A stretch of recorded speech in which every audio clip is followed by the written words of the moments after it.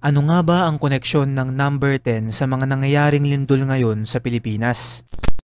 Mga kaibigan, kung titignan natin ang mga lindol sa ating bansa, ay simula noong September 30 hanggang sa kasalukuyan October 10, ay kapansin-pansin na ang mga pangyayaring ito ay konektado sa number 10.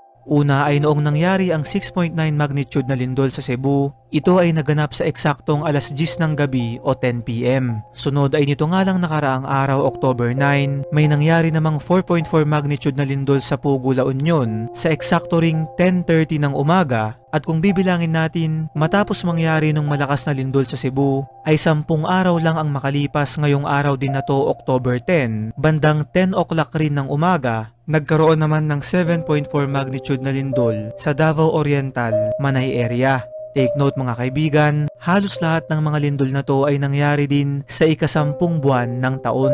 Dagdag pa rito, sa ngayon ay nasa 10,000 aftershocks na rin ang nararanasan ng Cebu simula noong unang tumama sa kanila yung lindol. Pwede nating sabihing nagkataon lamang ang bagay na to na lahat sila ay konektado sa number 10. Pero alam nyo ba na ayon mismo sa biblical teachings, ang numerong ito ay sumisimbolo sa divine order at pagpapakita ng kapangyarihan ng Diyos, kagaya na lamang ng mga sulat sa Biblia tulad ng 10 Commandments, 10 Plagues at Parable of the 10 Virgins.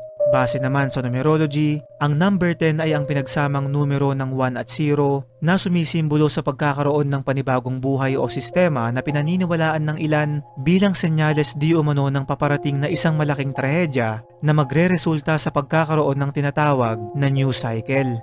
Ang nakakakilabot pa dito, ayon mismo sa Jeremiah chapter 10 verse 10, kapag nagagalit ang Diyos ay manginginig ang lupa at hindi ito mapipigilan ng mga tao. Ngayon mga kaibigan, tatanungin ko kayo kung nagkataon pa rin ba ang mga bagay na to o ang mga lindol na nangyayari ngayon sa Pilipinas ay konektado talaga sa number 10 at maaaring isang mensahe o simbolo sa atin sa isang paparating pauli na delubyo.